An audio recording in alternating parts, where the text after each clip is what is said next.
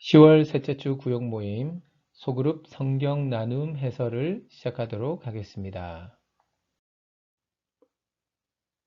자, 이제 웰컴입니다. 웰컴 시간에는 구역원들과 함께 이제 나눔을 하실 때 억울한 일을 당한 일이 있는지, 그러니까 인생을 살다 보면 억울한 일도 만나고 또 나를 원수처럼 대하는 사람들도 만나지 않습니까? 그래서 막 이유도 없이 우리를 괴롭히는 그런 원수들 만날 때가 있는데 참 마음이 힘들었을 겁니다. 그때 어떤 방식으로 대처했었는지 각자의 사례들을 나누어 보시면 되겠습니다. 오늘 함께 부르실 찬양은 마커스 워십팀이 부른 주 은혜임을이라는 찬양입니다. 어, 여러분들이 링크를 클릭하시면 영상이 제공됩니다. 함께 감상하시면서 함께 찬양을 부르시고 은혜를 누리시기 바랍니다. 오늘은 사울의 옷자락이란 제목으로 사무엘상 24장 1절에서 22절 말씀을 중심으로 한번 살펴보도록 하겠습니다. 먼저 흐름 살펴보기입니다. 오늘 본문인 사무엘상 24장에는 다윗과 사울을 따르는 두 부류의 무리들이 나옵니다. 한 무리는 다윗에게 몰려들었던 600명의 사람들이고 이들은 이제 억울한 일들을 많이 당하고 또 빚을 지게 됨으로써 사울 왕정 치하에서 정치 경제적인 면에서 피해를 많이 당했던 피해자 집단입니다. 어쩌면 이들은 사울의 통치가 실패했다는 것의 증인들이기도 하고요. 그래서 사울에게 적대적일 수밖에 없었던 당시 그 사회의 비주류에 해당한다고 볼 수 있습니다. 한편 다윗을 쫓기 위해서 사울 왕에 의해서 결성된 3,000명의 토벌대가 있죠. 이들은 엘리트 군인들입니다. 왕국 체제 속에서 사울에 대한 지지와 협조를 통해서 기득권을 누릴 수밖에 없었던 바로 그 주류 집단의 차세대라고 볼 수 있죠. 당시 이스라엘 왕정 초기인데 사울을 통해서 지파 동맹들이 연합해서 주변국들과의 그 영토 분쟁에서 승리하면서 이제 드디어 이 느슨한 지파 동맹체에서 이론적 국가 체제로 점점 진일보 발전하고 있었습니다. 따라서 사울은 왕권 강화를 위해서 더 힘센 용사들, 유력한 사람들을 모으기 시작했고 사울을 따르는 이들이 계속된 전쟁 속에서 자신들의 기득권을 강화시켜가고 있었습니다. 하지만 안타깝게도 사울은 지나친 권력욕에 눈이 멀어서 다윗을 향한 질투심과 불안감이 폭발했고 이것 때문에 블레셋과의 전쟁 중에서도 다윗이 숨어 있다는 그 첩보를 듣고 그를 제거하기 위해서 엔게디 광야로 이 삼천의 토벌대를 데리고 달려온 것입니다. 자, 이제 성경 속으로 들어가 보도록 하겠습니다. 첫 번째 질문입니다. 사울이 혼자 무방비 상태로 다윗 일행이 있는 동굴로 들어왔을 때 다윗의 부하들은 어떻게 반응합니까? 라는 질문인데요. 3절, 4절 보시면 이제 부하들이 그러죠. 여호와께서 당신에게 이르시기를 내가 원수를 내 손에 넘기리니 내 생각에 좋은 대로 그에게 행하라 하시더니 이것이 그날이니이다. 한마디로 이겁니다. 이것은 여호와께서 주신 기회입니다. 그러니 사울을 당장 죽이셔야 합니다. 그렇게 반응했던 거죠. 지금 원수가 스스로 굴에 들어와서 목을 철하고 내밀고 있는 겁니다. 이런 기회가 어디 있습니까? 절호의 찬스. 이건 완전 하늘이 주신 기회라는 겁니다. 누가 봐도 한쪽이 죽어야 끝나는 그런 지긋지긋한 악연 아닙니까? 그리고 지금은 피곤한 그 도망자 신세 속에서 이 모든 억울한 상황을 한 방에 정리할 수 있는, 뒤집을 수 있는 천년에 한 번 오는 천재일우의 기회가 온 것입니다. 자, 두 번째 질문입니다. 다윗도 이제 억울하고 또 지긋지긋한 도피 생활을 마감하고 싶었을 텐데 사울을 제거하자라고 하는 이 부하들의 재촉을 다윗이 거절한 이유가 무엇인가요? 라는 질문입니다. 6절, 7절을 보시면 다윗이 그럽니다. 내가 손을 들어 여호와의 기름 부음 받은 내 주를 치는 것은 여호와께서 금하시는 것이니 그는 여호와의 기름 부음 받은 자가 됨이니라.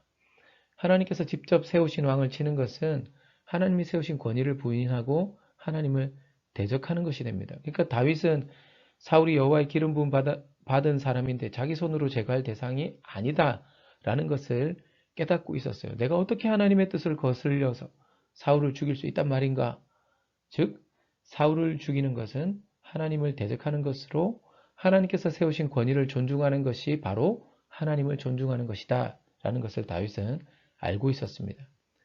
그런데 한편 이런 모습은 다윗이 의도했던 아니든 간에 고도의 정치술로 볼 수도 있는 것이죠. 자신의 안위를 위한 것이기도 합니다.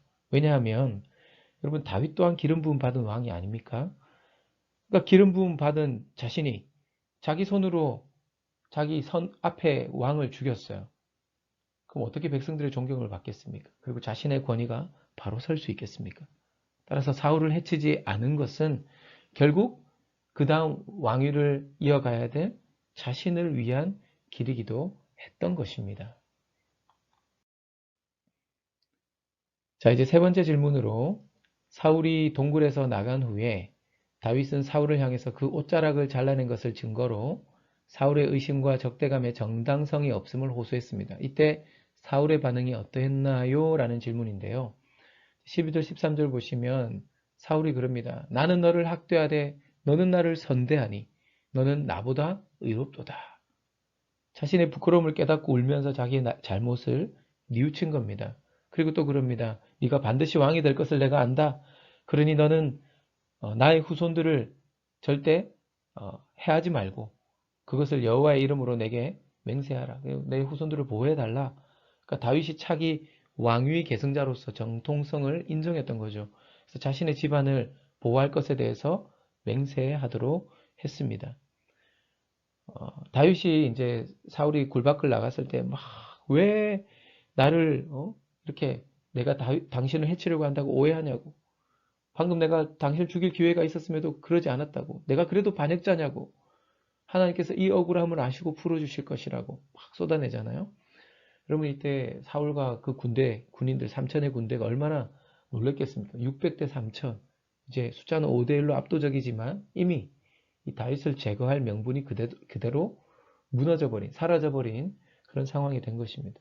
다행히 이때 사울이 제정신이 돌아와요.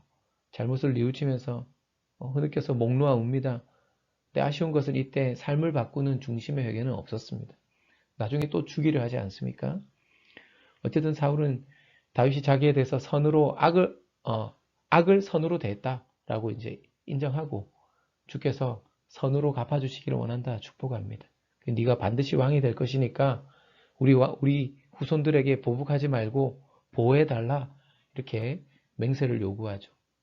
이런 모습은 사울 자신의 질투심에서 비롯된 악한 행동에도 불구하고 결국은 자신의 정적인 다윗이 승리한 것을 인정한 것입니다.